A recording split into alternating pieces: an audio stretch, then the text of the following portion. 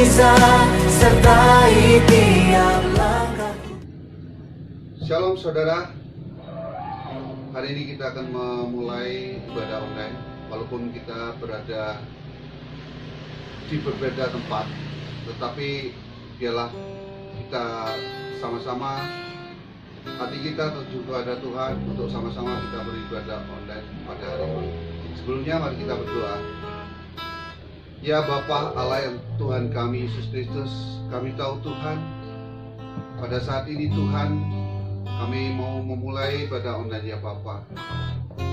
Tuhan, kami menyerahkan setiap kami di dalam pelayanan pada hari ini ke dalam tangan-Mu Tuhan. Kuduskan layakkan kami, ampuni segala dosa-dosa kami Tuhan, untuk kami boleh melayani Engkau ya Bapa. Tuhan, Engkau tahu Tuhan, keberadaan kami Tuhan pada saat ini Tuhan, karena pandemi Bapa, karena suatu wabah Bapa, sehingga kami tidak bisa berkumpul bersama saudara-saudara kami untuk beribadah. Tetapi kami tahu Tuhan, kerinduan kami Tuhan, supaya pandemi yang melanda saat ini Tuhan, kiranya cepat berlalu ya Bapa. Kami rindu bersama saudara kami Tuhan, untuk kami boleh memuji dan memuliakan Engkau, bersama-sama bersukacita menyembah Engkau sebagai Tuhan dan Juru Selamat kami. Terima kasih Tuhan, terima kasih. Kami berdoa bagi saudara kami yang pada saat ini Tuhan, apapun permasalahan mereka, kiranya Engkau memberkati mereka semua, sebagaimana Engkau memberkati kami tempat ini. Yang sakit kiranya Engkau sembuhkan, yang pada saat ini Tuhan terbeban ya Bapa, kiranya Engkau memberi penghiburan ya Bapa. Biarlah Tuhan, hati kami Kau penuhi dengan sukacita untuk memuji dan memuliakan Engkau. Terima kasih Bapa, terima kasih. Kami serahkan semuanya dari awal pertengahan hingga sampai pada akhirnya hanya di dalam satu nama Tuhan kami Yesus Kristus, Tuhan kami. Haleluya, amin. Ya, Engkau Bapa, Tuhan Yesus.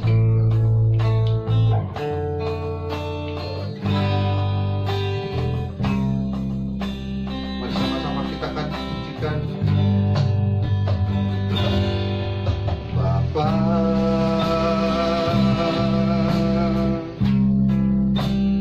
Engkau sungguh baik,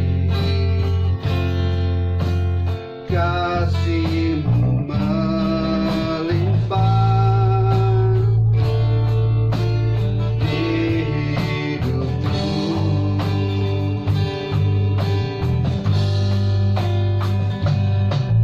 Bapa,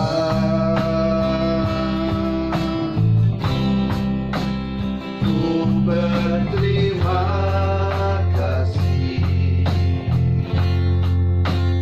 berkat-Mu hari ini yang Kau sediakan bagiku. Sekali lagi mari kita sama-sama katakan penuh iman, Bapa Engkau sungguh baik. Bapa,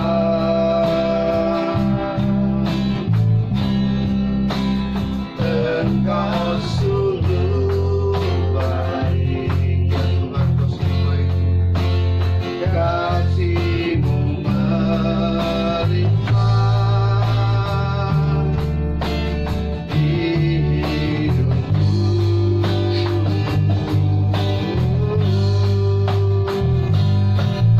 Bapa,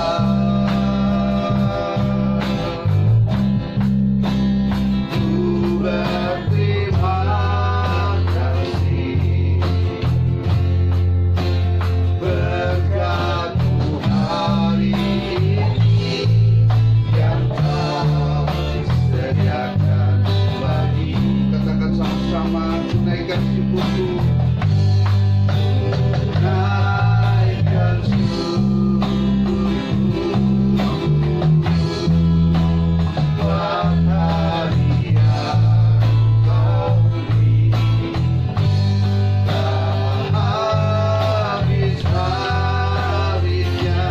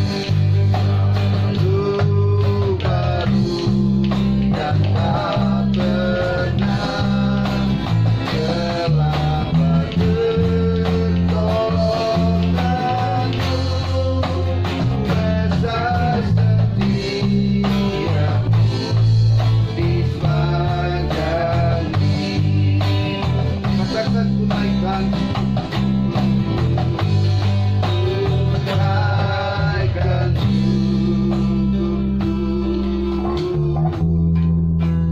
buat hari yang kau beri, tak habis-habisnya kasih dan rahmat-Mu,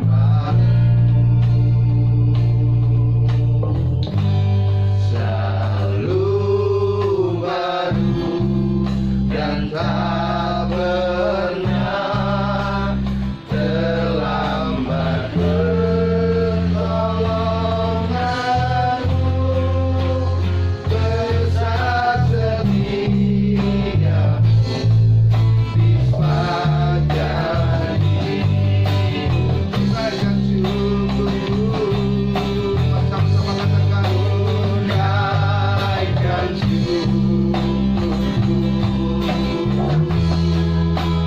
buat hari yang kau beri, tak habis-habisnya kasih dan rahmat-Mu,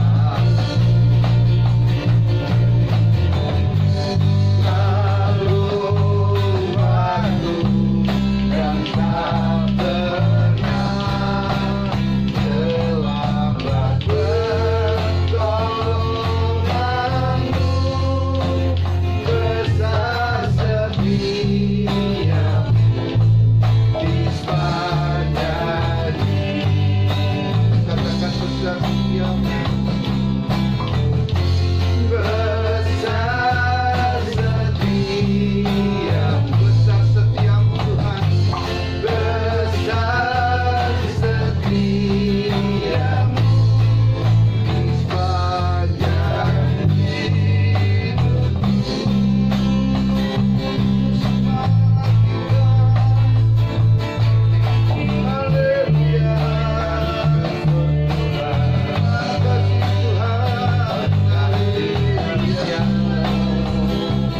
Kau beserta Tuhan, Kau putihkan kasih Tuhan, Tuhan namamu, haleluya. Engkau baik Tuhan, haleluya. Terima kasih Yesus, haleluya. Engkau Tuhan, haleluya Tuhan, haleluya. Inilah kami Tuhan, kami serahkan seluruh tubuh, jiwa dan roh kami dalam tangan Tuhan. Engkau begitu baik dalam hidup kami. Kami rindu Engkau Tuhan, seperti rusa rindu sungai-Mu. Itulah setiap hati kami dan jiwa kami Tuhan, akan selalu senantiasa rindu akan Engkau. Ya Rapata Sakara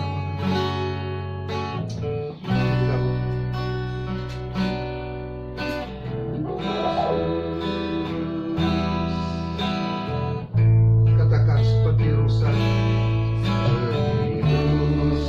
yang haus, rindu aliran sungai-Mu,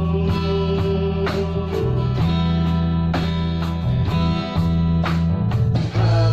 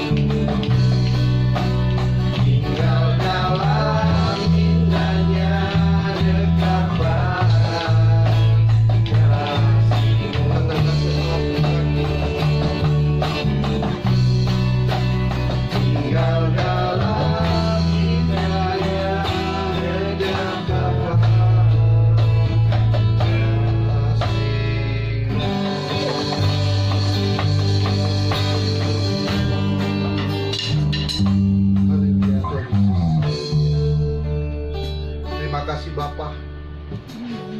Terima kasih Tuhan kami Yesus Kristus. Biarkan kami selalu tinggal di dalam hadirat-Mu ya Tuhan. Kami mengucap syukur atas segala kebaikan kemurahan yang Engkau nyatakan dalam hidup kami. Hari-hari yang telah kami lewati Tuhan, Engkau senantiasa bersama-sama dengan kami. Penyertaan-Mu begitu sempurna ya Bapa. Haleluya Tuhan. Dengan apa kami harus membalas kebaikan-Mu ya Tuhan Yesus, selain puji dan sembah Engkau. Biarlah Tuhan pada hari ini Tuhan, kami persiapkan hati kami Tuhan untuk mendengarkan setiap firman-Mu Bapa. Kiranya setiap firman-Mu menjadi rema dalam kehidupan kami Tuhan. Kami berdoa bagi hamba-Mu yang akan menyampaikan firman ya Bapa. Kiranya Engkau berkati hamba-Mu Tuhan. Engkau berkati Tuhan dengan hikmat akal marifat daripada Engkau, sehingga apa yang akan diberitakan Bapa boleh menjadi berkat bagi setiap kami Tuhan, menjadi kekuatan bagi setiap kami Tuhan untuk menjalani kehidupan hari-hari ini Tuhan. Oleh karena itu Tuhan, sucikan setiap hati pikiran kami, telinga kami Tuhan, dan kami percaya Tuhan apa yang Kau akan sampaikan akan senantiasa bermanfaat bagi kehidupan kami. Terima kasih Tuhan, terima kasih. Kami menyerahkan selanjutnya kebaktian hari ini Tuhan kepada hamba-Mu, dan biarlah Tuhan pelayanan kami boleh menjadi berkat bagi setiap kami dan menjadi dupa harum di hadapan. Kami serahkan semuanya hanya di dalam satu nama Tuhan kami Yesus Kristus. Haleluya, haleluya, amin. Shalom, Bapak Ibu dan saudara-saudara yang dikasihi oleh Tuhan. Kita bersyukur kalau hari ini kita boleh kembali beribadah pada minggu pertama bulan Agustus. Dan ibadah minggu ini akan disertai dengan perjamuan kudus. Saya sungguh-sungguh berharap agar kita semua sudah mempersiapkan roti dan anggur untuk kita makan dan minum bersama-sama. Dan yang terlebih penting lagi, bahwa kita semua sudah mempersiapkan hati dan jiwa kita untuk datang menghampiri Dia dan menyembahnya. Pada hari ini, firman Tuhan yang akan saya sampaikan terambil di dalam kitab Yosua, pasal yang ke-14, ayat 6 sampai dengan yang ke-15. Ayat-ayat ini tidak akan saya bacakan sekarang. Nanti setelah ibadah, saudara bisa membacanya sendiri-sendiri. Nah, dalam kitab Yosua pasal yang ke-14, ayat yang ke-6 sampai dengan yang ke-15 ini, dikisahkan tentang kesetiaan seseorang yang menanti penggenapan janji Allah. Namanya Kaleb bin Yefune. Kaleb adalah seorang yang begitu setia di dalam memegang teguh akan janji Allah.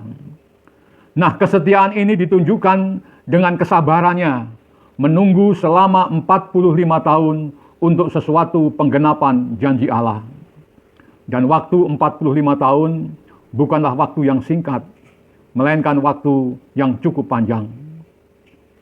Ketika itu, melalui perantaraan Musa, Allah berjanji untuk memberikan tanah Hebron menjadi milik pusakanya Kaleb. Pada awalnya, sebelum menerima janji Allah itu, Kaleb merupakan salah seorang prajurit dari bangsa Israel yang ditugaskan oleh Musa untuk melakukan pengintaian tanah Kanaan.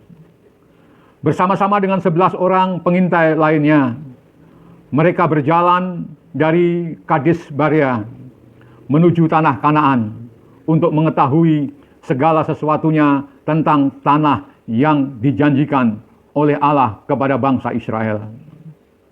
Dan Alkitab mencatat bahwa Kaleb bersama Yosua bin Nun merupakan sebagian kecil dari 12 orang mata-mata yang memberikan kabar yang sejujur-jujurnya tentang hasil pengintaiannya di tanah Kanaan.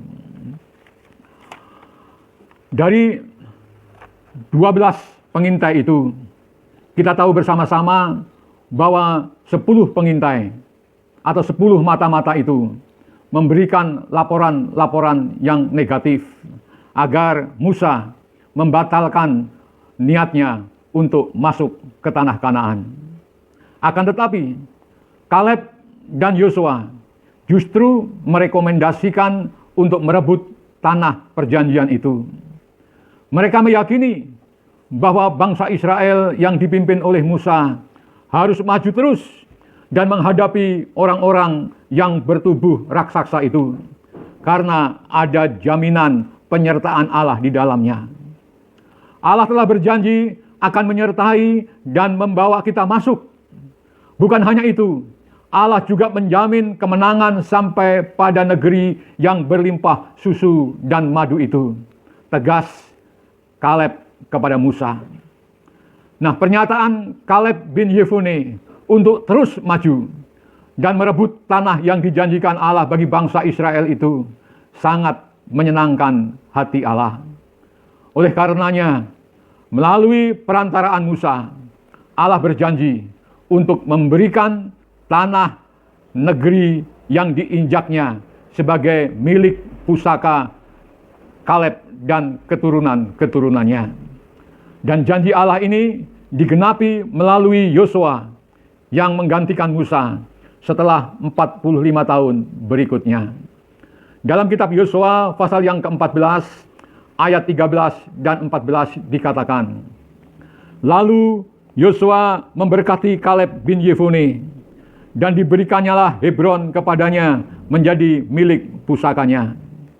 Itulah sebabnya Hebron menjadi milik pusaka Kaleb bin Yefune orang Kenas itu sampai sekarang ini, karena ia tetap mengikuti Tuhan Allah Israel dengan sepenuh hati. Saudara-saudaraku sekalian, kalau kita perhatikan pernyataan daripada ke-10 orang mata-mata yang merekomendasikan pembatalan merebut tanah Kanaan, maka secara manusiawi itu sangat masuk akal. Wajar jika mereka merasa khawatir harus berhadapan dengan manusia raksasa yang juga tampil di dalam berperang. Namun, saudara-saudara, kesalahan fatal dari bangsa ini adalah mereka melupakan Allah yang berjanji akan menyertai mereka untuk merebut tanah tersebut. Akan tetapi, ketegasan Kaleb untuk terus maju, untuk terus berperang, serta mengingatkan akan penyertaan Allah, itu membawa satu perubahan yang sangat besar di dalam perjalanan hidup bangsa Israel. Allah juga memberkati Musa sebagai pemimpin, karena Musa berani mengambil satu keputusan yang tegas dan berani mengambil risiko untuk mendengarkan rekomendasi dari suara yang minoritas. Dan dipimpin oleh Musa, yang kemudian digantikan oleh Yosua, bangsa Israel akhirnya memutuskan untuk merebut tanah Kanaan dan menguasainya. Nah, dari pembicaraan atau dari pembacaan ayat-ayat dari kitab Yosua pasal yang ke-14 tadi, kita tahu bahwa peristiwa untuk terus maju berperang dan menguasai tanah Kanaan itu dideklarasikan oleh Kaleb 45 tahun sebelumnya. Dan saat itu Kaleb baru berumur 40 tahun. Dan dia adalah merupakan seorang prajurit yang gagah perkasa. Sedangkan ketika dia mengklaim janji Allah itu, Kaleb telah berumur 85 tahun. Secara jasmani, kekuatannya tentu sudah menurun. Namun hal yang menarik dan dapat kita pelajari adalah Kaleb masih mampu berdiri tegak dan dia tetap setia memegang teguh akan janji Allah. Nah, melalui pernyataan ini kita belajar bagaimana Kaleb memegang teguh janji Allah walaupun harus menunggu 45 tahun. Dan hari ini kita bisa belajar tentang pelajaran yang sangat penting yang bisa diambil dari keputusan Kaleb untuk tetap memegang teguh janjinya Allah itu. Saudara-saudaraku sekalian, pelajaran yang pertama, yaitu Kaleb berani mengambil keputusan untuk tidak berhenti berjuang walaupun menghadapi kekurangan. Itu yang pertama yang dilakukan oleh Kaleb.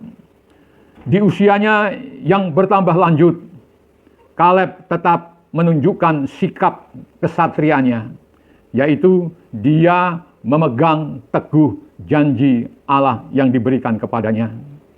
Ia bahkan tidak mengambil keputusan untuk pasrah pada takdirnya.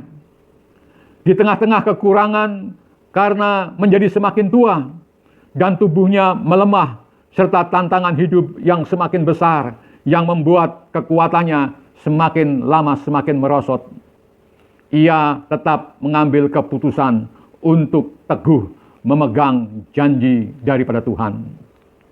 Nah, pengalaman Kaleb adalah pelajaran yang penting yang bisa meneguhkan orang-orang yang percaya, yaitu orang-orang yang mengasihi Tuhan, termasuk saudara dan saya, untuk tetap memegang teguh perjanjian Allah dengan kita manusia.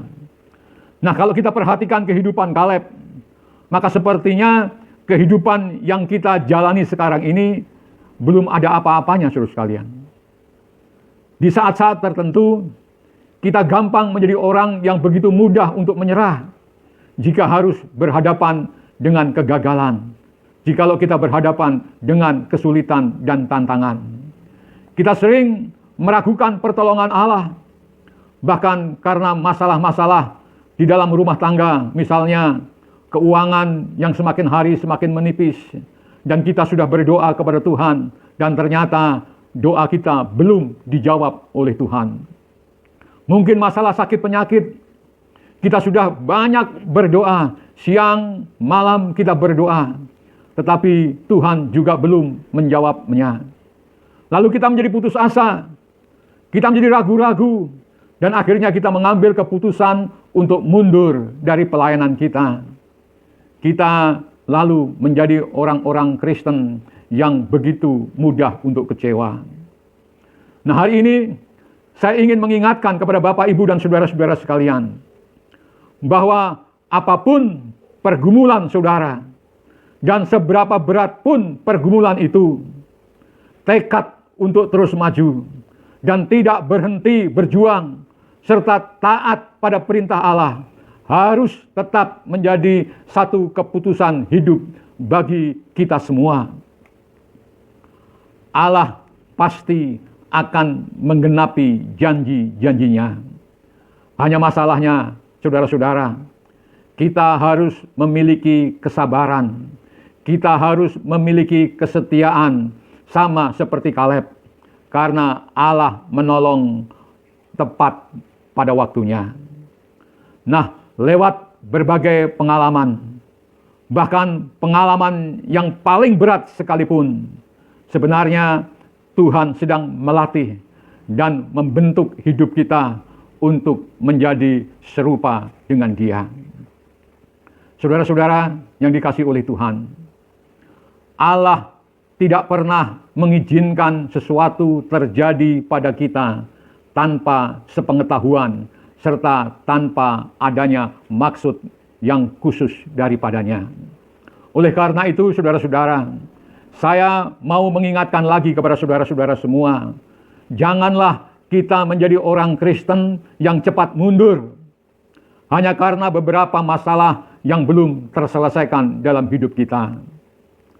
Sekali lagi, ingin saya tegaskan bahwa apapun persoalan hidup yang kita alami, jangan jadikan kekurangan dan berbagai macam persoalan hidup sebagai satu alasan untuk kita mundur dari pelayanan dan ketaatan kita kepada Tuhan.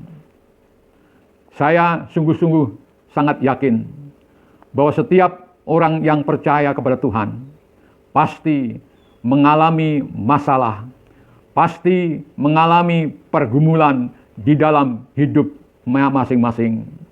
Akan tetapi, berbagai macam masalah dalam pergumulan hidup itu justru seharusnya membawa kita lebih dekat kepada Tuhan. Banyak cerita di dalam Perjanjian Lama yang mengajarkan kepada kita bahwa padang gurun bukanlah merupakan tempat penghakiman, bukanlah tempat penghukuman, tetapi adalah merupakan tempat kita belajar dan bertemu dengan Allah. Orang-orang yang dikasihi oleh Allah adalah mereka yang siap ditempa oleh Allah melalui ujian-ujian di padang gurun.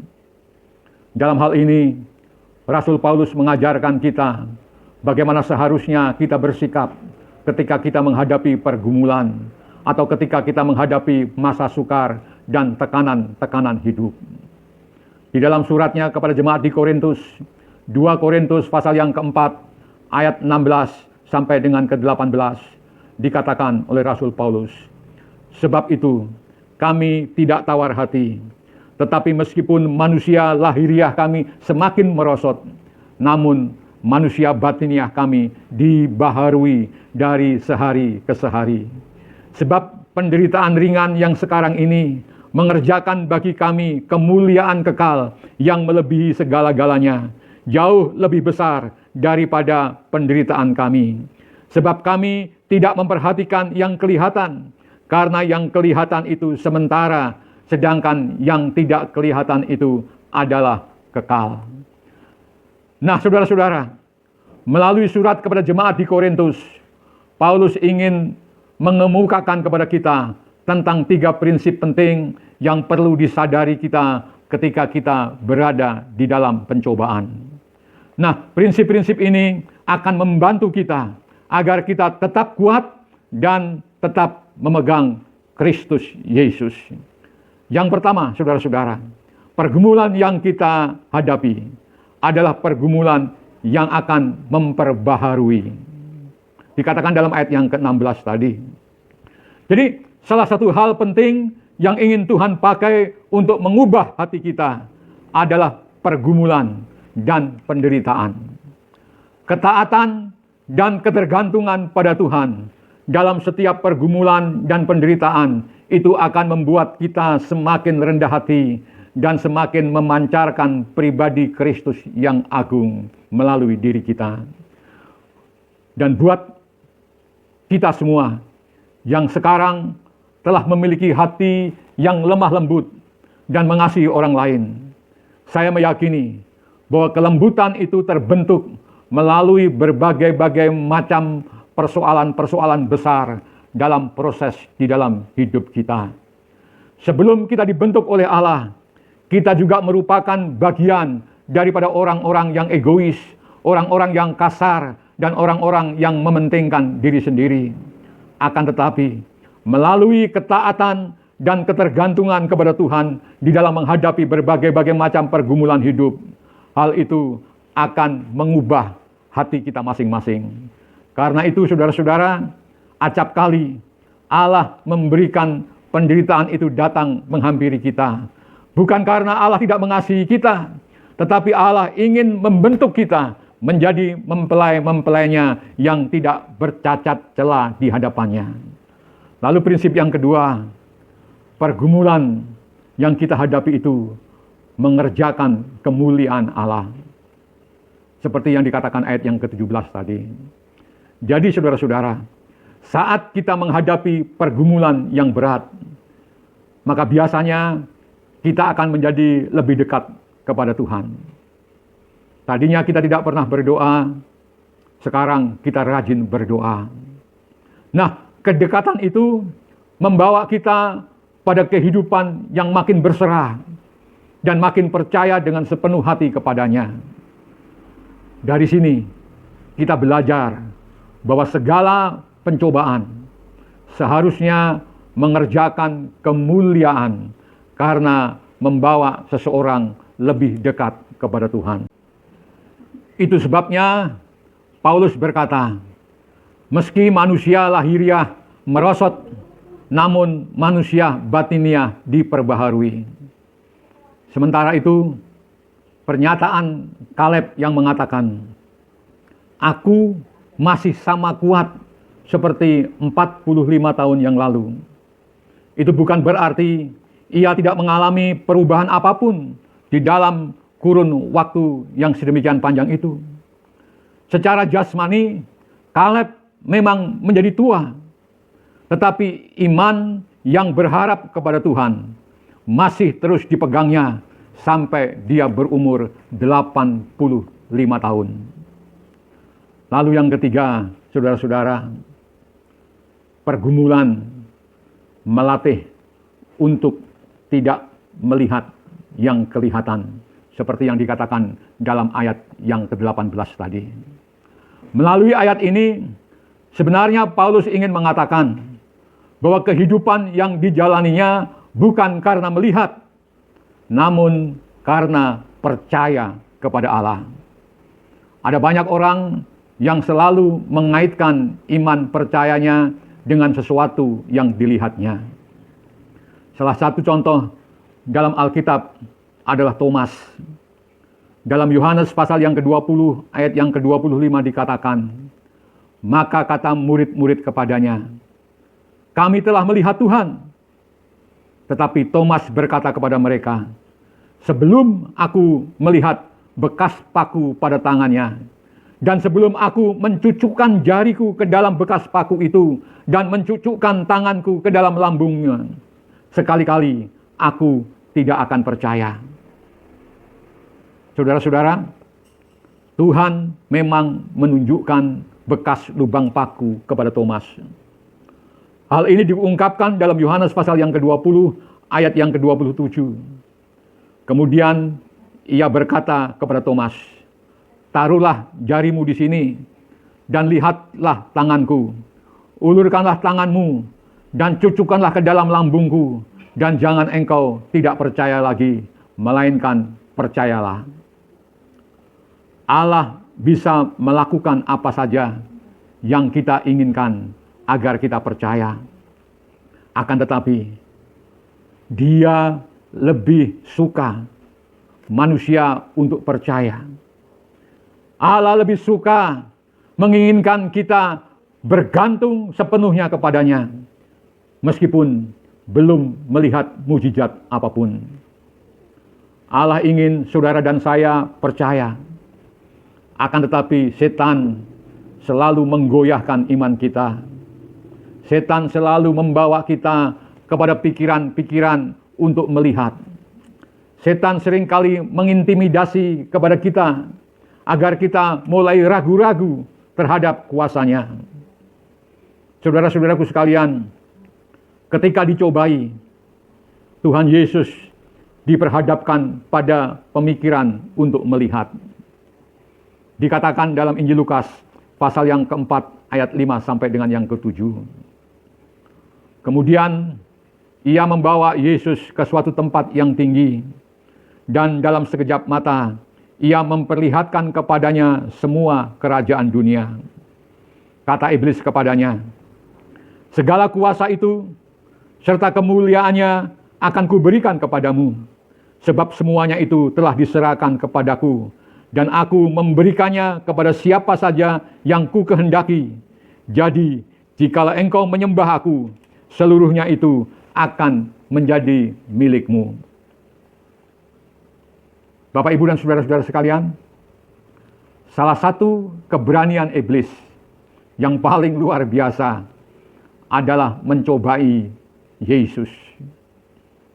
Iblis melakukan hal itu karena dia tahu bahwa konsep raja yang selalu dipikirkan oleh banyak orang saat itu, termasuk murid-muridnya, adalah raja dalam arti sebenarnya, yaitu memiliki kerajaan di dunia ini. Itu sebabnya sampai hari ini masih banyak keturunan orang Yahudi yang tidak bisa mempercayai Yesus sebagai Mesias. Dan saat sekarang ini ada banyak orang Kristen, disadari atau tidak, bersedia untuk menukar sesuatu yang tidak kelihatan dengan sesuatu yang kelihatan. Mereka bersedia menukar iman percayanya kepada Yesus dengan jabatan, harta, dan sebagainya. Dan banyak orang-orang seperti ini, sesuatu yang bersifat materi lebih berarti dibandingkan kesetiaan kepada Allah. Dan contoh seperti ini kita temui pada kisah Esau dan Yakub. Esau jatuh sehingga menyerahkan hak kesulungannya kepada Yakub adalah juga karena Esau tertarik kepada yang kelihatan, yaitu semangkok sup kacang merah. Nah, ketika menghadapi masalah, pada saat itulah seharusnya iman kita semakin teguh dan tetap bergantung kepadanya. Bahkan pada saat terburuk sekalipun, di mana sepertinya tidak ada lagi pertolongan dari Allah, kita harus tetap berharap kepada Tuhan, sebab baginya tidak ada perkara yang mustahil. Lalu yang terakhir, pelajaran yang kita bisa petik pada kisah ini, yaitu Kaleb tidak takut terhadap musuh-musuhnya. Yosua pasal yang ke-14, ayat yang ke-12 bagian B dikatakan, mungkin Tuhan menyertai aku, sehingga aku menghalau mereka seperti yang difirmankan Tuhan. Kaleb tidak takut menghadapi musuh, namun Kaleb tetap mengikuti Tuhan dengan sepenuh hati dan ia menuai hasilnya. Yosua pasal yang ke-14 ayat yang ke-14 dikatakan, itulah sebabnya Hebron menjadi milik pusaka Kaleb bin Yefune orang Kenas itu sampai sekarang ini, karena ia tetap mengikut Tuhan Allah Israel dengan sepenuh hati. Bapak, Ibu, dan saudara-saudara sekalian, musuh dalam arti sebenarnya yaitu iblis dan roh-roh jahat. Dan itu adalah bagian yang pasti dalam perjalanan hidup setiap orang-orang yang percaya. Mereka sementara senantiasa mengganggu dan membuat kita mengambil langkah untuk mundur. Namun hal itu tidak perlu membuat kita takut, karena roh yang ada di dalam kita itu jauh lebih besar daripada yang ada di dalam mereka. Saudara-saudara, Bapak Ibu yang dikasihi oleh Tuhan, hari ini mungkin di antara kita ada yang sedang berputus asa karena mengalami berbagai-bagai macam kegagalan.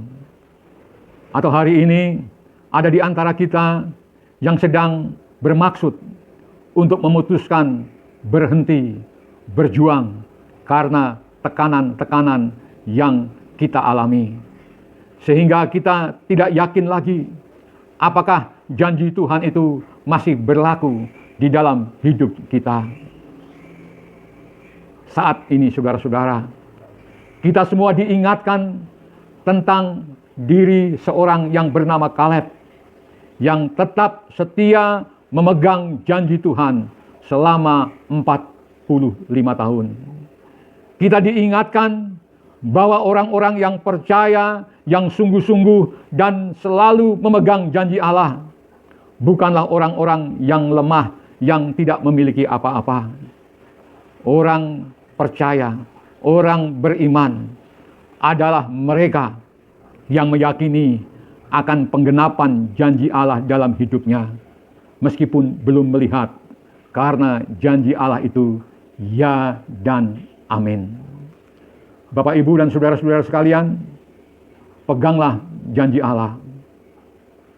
Tuhan akan menolong kita persis atau tepat pada waktunya Tuhan. Dan biarlah kita bersabar. Kaleb bisa menunggu 45 tahun, waktu yang cukup panjang. Kita harus bersabar di dalam menunggu janji Allah dalam kehidupan kita. Kiranya firman Tuhan hari ini menjadi berkat bagi kita semua, dan kita boleh senantiasa tetap teguh untuk memegang janji Allah yang telah dijanjikan kepada kita semua. Puji Tuhan, haleluya, puji Tuhan. Bapak, Ibu, dan saudara-saudara sekalian, minggu ini kita juga masuk di dalam pesta perjamuan kudus. Hari ini kita diingatkan kembali akan kasih Allah yang luar biasa. Dia telah mati mengganti dosa saudara dan saya. Dan oleh karenanya itu kita menjadi anak-anak yang sudah ditebus olehnya. Kita menjadi anak-anak kebenarannya. Kesalahan-kesalahan kita sudah diperbaiki, dan kita boleh dengan layak untuk datang menghampiri Dia. Bapak, Ibu, dan saudara-saudara sekalian, biarlah hari ini kita boleh menjadi anak-anak yang dapat memegang teguh akan janji Tuhan. Karena sebelum Dia naik ke surga, Yesus sudah berjanji kepada kita semua bahwa Dia akan menyertai kita sampai kepada kesudahan alam. Dan kalau kita disertai oleh Tuhan, apapun yang terjadi dalam kehidupan kita, Dia sanggup untuk menolong kita. Pegang janji Tuhan ini, dan saudara akan aman di tangan Tuhan. Mari Bapak, Ibu, dan saudara-saudara sekalian, kita masuk di dalam perjamuan kudus. Tapi sebelum kita mengambil roti, mari kita berdoa sejenak, mengucap syukur kepada Tuhan. Kita tundukkan kepala dan kita berdoa bersama-sama. Bapa yang kami kenal di dalam diri anak-Mu, Yesus Kristus Tuhan kami. Hari ini kami datang menghampiri Engkau. Kami bersyukur bahwa janji-Mu ya dan amin. Engkau tahu setiap pergumulan hidup kami, dan kami percaya Tuhan sanggup menolong dan melepaskan kami dari setiap pergumulan dan tantangan itu. Kami ingin seperti Kaleb, tetap berpegang teguh kepada janji Tuhan yang telah Engkau janjikan kepada kami. Dan hari ini dalam perjamuan kudus ini Tuhan, kami kembali diingatkan akan janji-Mu yang senantiasa Engkau ingatkan kepada kami, agar kami tidak ragu-ragu. Engkau akan menyertai kami. Engkau akan bersama dengan kami.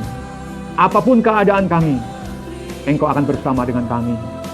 Dan bersama-Mu itu adalah sampai selama-lamanya. Terima kasih Tuhan, terima kasih. Layakan kami semua untuk datang kepadamu dan masuk ikut dalam perjamuan-Mu. Terima kasih Tuhan, terima kasih. Sebentar kami akan makan dan minum perjamuan-Mu. Di tangan kami ada roti dan anggur. Dan biarlah ini menjadi bagian dalam hidup kami, untuk kami boleh bersatu dengan tubuh dan darah-Mu. Terima kasih Tuhan, terima kasih. Berkati perjamuan ini, sehingga ketika kami makan dan ketika kami minum, ada sesuatu pemulihan terjadi dalam hidup kami. Kami percaya yang sakit disembuhkan, yang lemah dikuatkan, karena Engkau sudah menebus kami semua. Terima kasih Tuhan, terima kasih. Haleluya, puji Tuhan. Haleluya. Mari kita ambil roti dan kita pegang di tangan kanan kita. sebelum kita makan, dengar firman Tuhan mengatakan, sebelum perjamuan yang terakhir, Tuhan Yesus mengambil roti dan memecahkannya sambil berkata, inilah tubuhku yang sudah dimeteraikan di dalam perjanjian baru, tubuh perjanjian baru. Dan biarlah roti ini menjadi bagian di dalam hidup kita masing-masing. Sebab itu mari kita makan roti ini dan kita bersyukur kepadanya. Mari kita makan roti ini dengan ucapan syukur kepada Tuhan. Haleluya.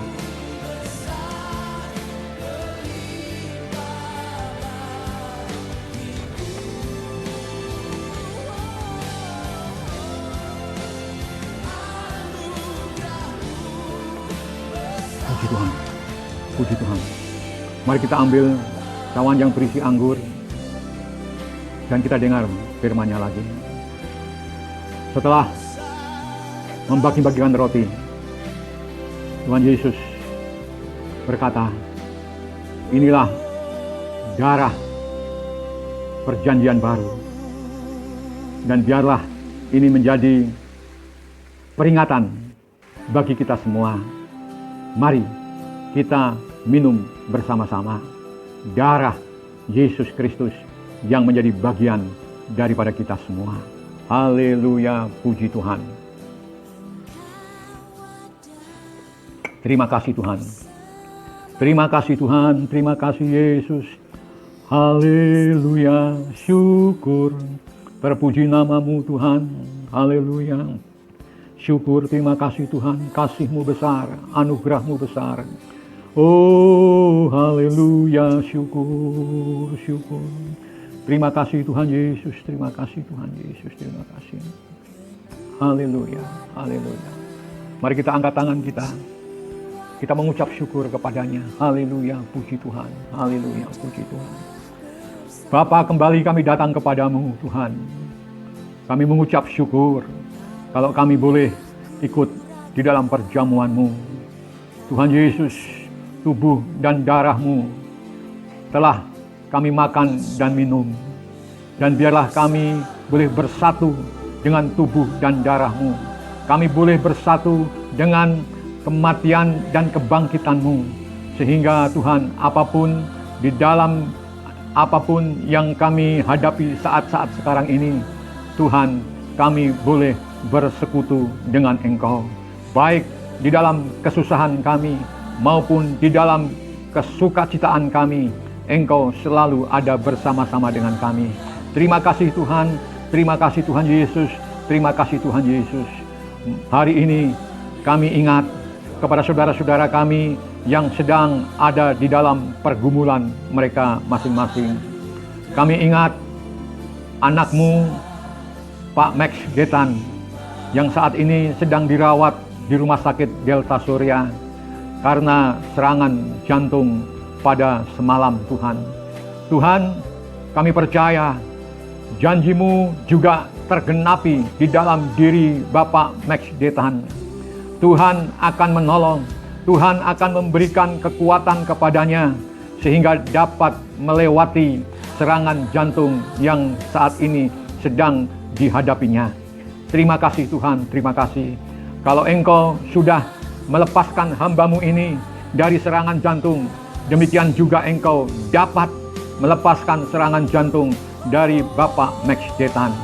Tuhan sertai Bapak Max Getan, berikan kekuatan kepadanya sehingga dia boleh senantiasa mempunyai pengharapan yang besar tentang Engkau sebagai Allah penolong, Allah penyembuh baginya Tuhan.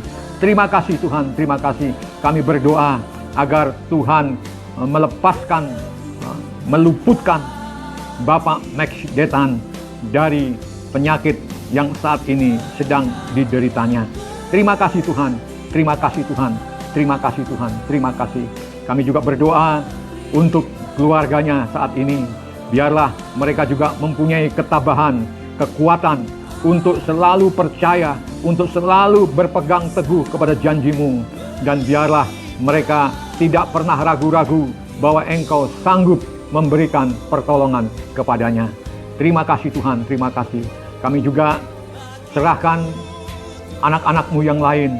Kami serahkan anak Ian dalam tangan-Mu, yang dokter sudah memvonis dia menderita kanker darah Tuhan, atau leukemia. Tuhan Yesus, tidak ada penyakit yang terlalu berat bagimu. Engkau bisa dan Engkau sanggup untuk menyembuhkan sakit yang macam apapun juga. Terima kasih Tuhan, kami serahkan Ian dalam tangan Tuhan. Tuhan juga memberikan kekuatan kepada ibunya, Saudari Bella. Tuhan, kiranya juga mendapatkan kekuatan daripada-Mu, ketabahan daripada-Mu, untuk selalu mempunyai pengharapan yang besar bahwa Engkau adalah juru penolong bagi mereka. Terima kasih Tuhan, terima kasih, terima kasih Tuhan, terima kasih. Tuhan memberikan yang terbaik untuk Ian dan juga untuk keluarga mereka. Terima kasih Tuhan. Kami ingat juga, kami bawa dalam doa Ibu Wiwin, Tuhan. Oh Tuhan, kami percaya juga Tuhan, Engkau juga sanggup menyembuhkan sakit penyakit yang saat ini diderita oleh ibu ini Tuhan. Terima kasih Tuhan, kami serahkan Ibu Wiwin dalam tangan-Mu. Engkau yang berkuasa untuk menyembuhkan sakit penyakit apapun juga. Kami juga menyerahkan anak kami Yosefin dalam tangan-Mu. Tuhan, Engkau sempurnakan kesembuhannya sehingga dia boleh beraktivitas seperti sedia kala. Terima kasih Tuhan, terima kasih Tuhan. Kepada setiap orang yang saat ini sedang menderita sakit Tuhan, tidak berdaya, kami juga berdoa, kiranya Tuhan tumpangkan tangan-Mu yang berkuasa itu ke atas tubuh yang sakit. Tuhan, Engkau juga mau menyembuhkan sakit penyakit mereka. Tuhan Yesus, terima kasih Tuhan, terima kasih. Tuhan, kami percaya bahwa Engkau adalah Allah yang berkuasa. Tuhan, tidak ada sesuatu peristiwa atau kejadian yang di luar sepengetahuan Engkau.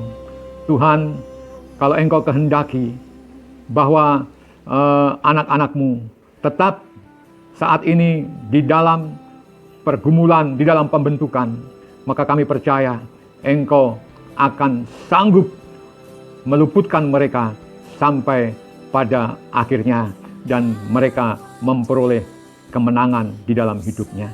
Terima kasih Tuhan, terima kasih. Saat ini anak-anak-Mu yang sedang dalam pergumulan, baik masalah keuangan, masalah pekerjaan, masalah usaha, Tuhan Yesus juga campur tangan. Tuhan memberkati mereka.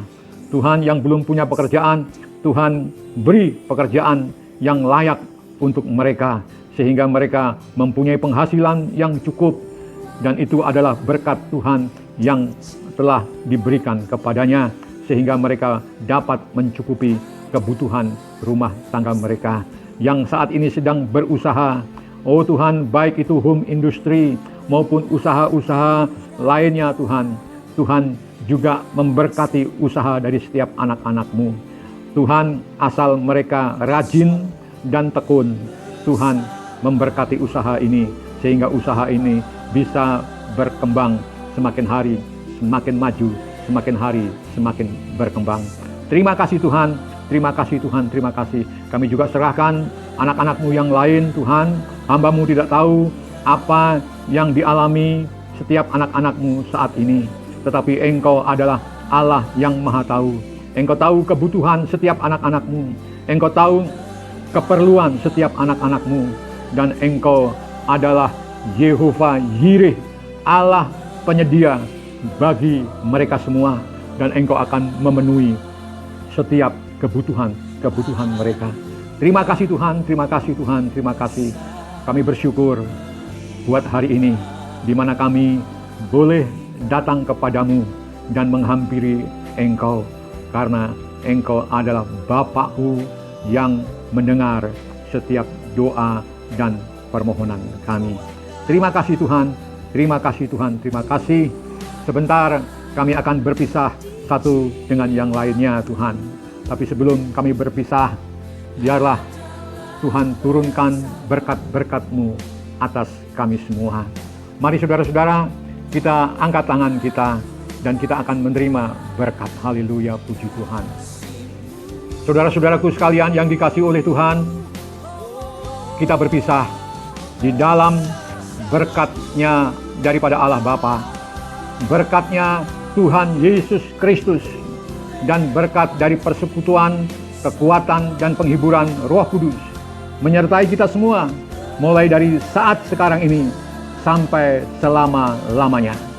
Kita berpisah di dalam berkat-Nya Tuhan Yesus Kristus. Haleluya, puji Tuhan. Yang percaya dan sudah menerima berkat, mari kita katakan sama-sama, amin. Puji Tuhan. Haleluya. Saudara-saudaraku sekalian, sampai berjumpa kembali dalam ibadah kita minggu yang akan datang. Tetap setia, jangan ragu-ragu, tetap pegang teguh janji Tuhan kepada kita. Haleluya, puji Tuhan. Shalom, haleluya.